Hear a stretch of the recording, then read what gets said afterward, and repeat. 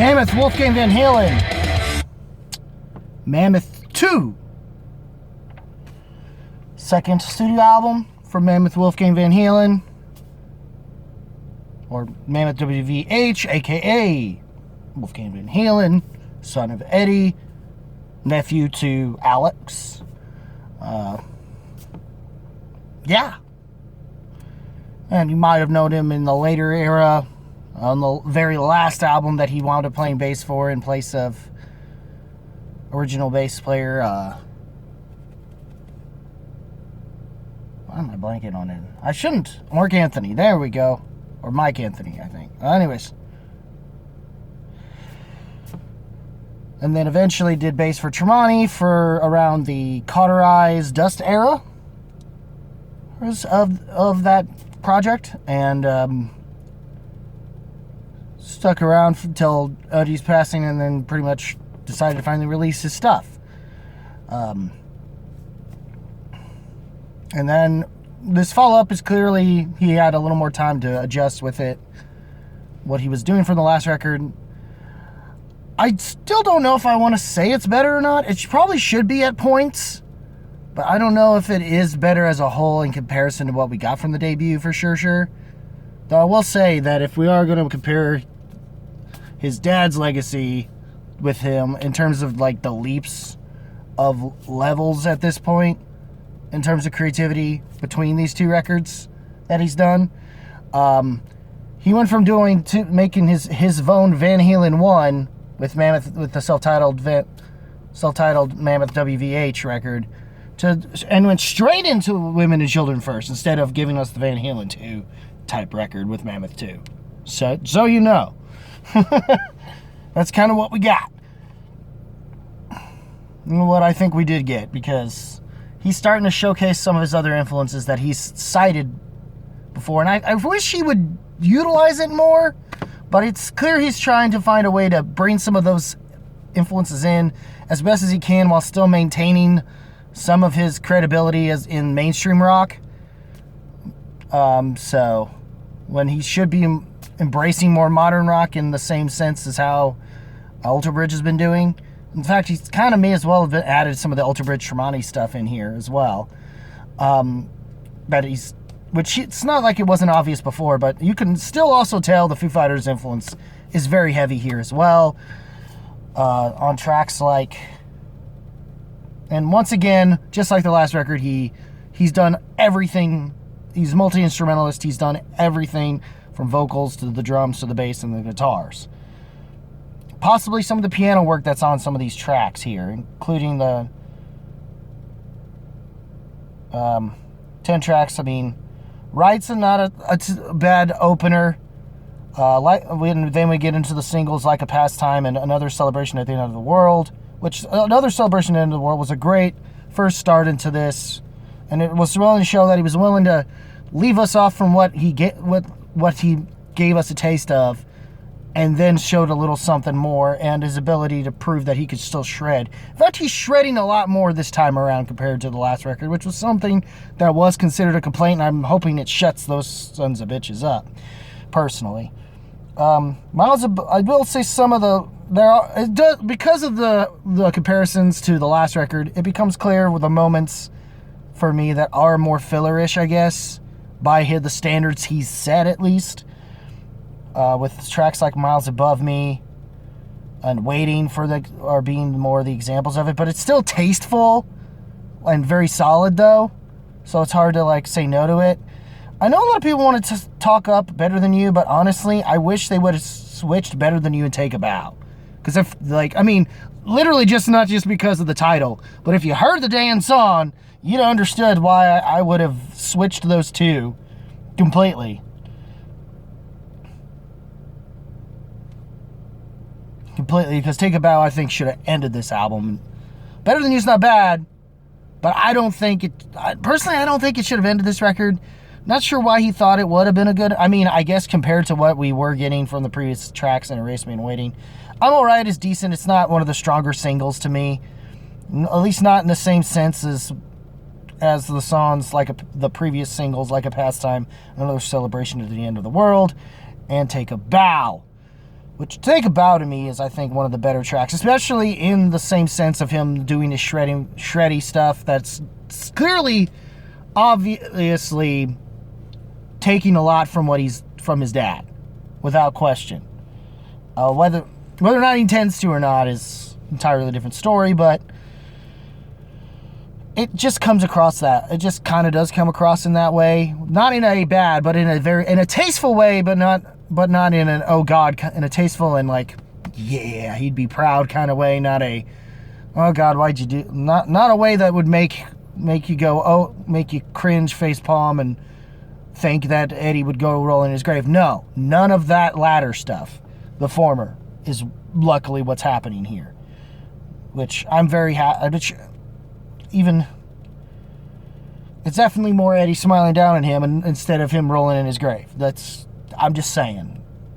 I'm reiterating it, but still, if that wasn't clear, it should be clear now. I kind of like The Optimist. There were moments about it and that felt Toolish, especially in his drumming. You could tell his influence in Tool as far as Danny Carey's concerned is definitely showcased there. If it wasn't already shown in some of the other tracks here, I do love even in Take a Bow, the whole moments where he does the guitar and then decides to do a pause stop, then do a stop, and then start back up with like a bass line before going into back into the next verse, and then doing the same thing before going into the solo at the bridge.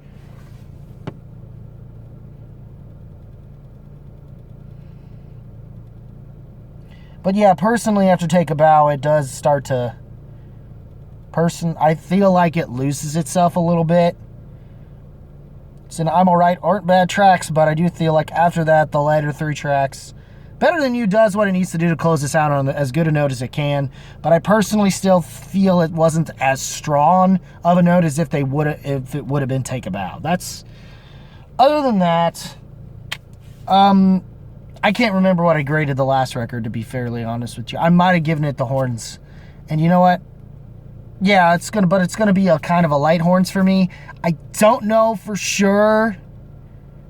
Maybe it'll grow on me and it'll wind up at number 10 or number 9, like in my year-end list, like the last album did. But I'm not sure.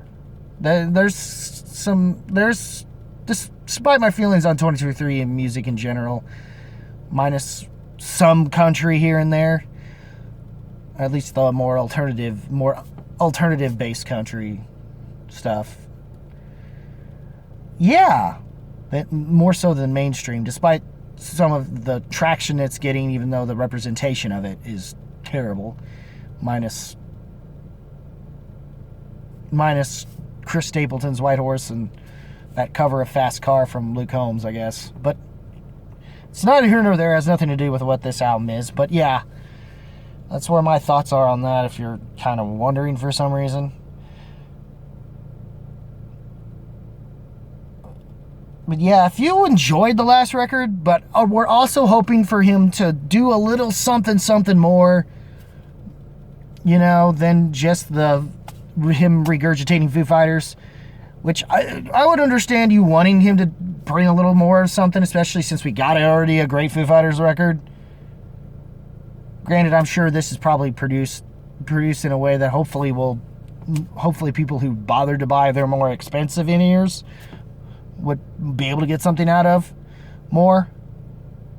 Hopefully. Because apparently I hear the shittier your speakers, the better the Foo Fighters record is, production-wise. Which I guess was the case for me, because I enjoyed the heck out of it. So, seriously, this is what I'm using. If that doesn't clarify what I'm using for in-ears, so yeah. So that's what I'm using on in-ears, so you guys know. That's why sometimes certain things production-wise aren't as strong as others. I'm hoping it didn't click on this thing. Hold on a second. And no, it's good. Okie dokie. Whew. Alright. But yes. And plus I did get to see him live before he started promoting this record. I'm kind of bummed I didn't get to hear another celebration to the end of the world when he was on tour with Ultra Bridge. And Pistols at Dawn was the opening band. That was pretty good. Yeah. Like to solid horns up, I guess. And yeah. Hopefully some of y'all enjoyed seeing Wolfgang Mammoth WVH at the opening for Metallica. Good 72 Seasons tour. Because I heard that got started this past weekend, and it was, despite the complaints of the stage, the music was good, which was nice to hear between them and Pantera. Which that's the first day I wanted to see. Was that specific one. I could care less about Ice Nine Kills or Five Finger Death Punch. I wouldn't mind seeing Ice Nine Kills at the very least, but I didn't want to have to deal with Five Finger Death Punch in the process, so I already have my issues with that band, personally. So, as most people in the reviewer community would be, at the very least, I hear Ice Nine Kills is at least good live, so, and I guess them doing this gimmick thing has worked for them favorably in comparison to others, even though it's nothing new that hasn't already been done in heavy metal since Black Sabbath when it comes to using horror and stuff in their music. But anyways,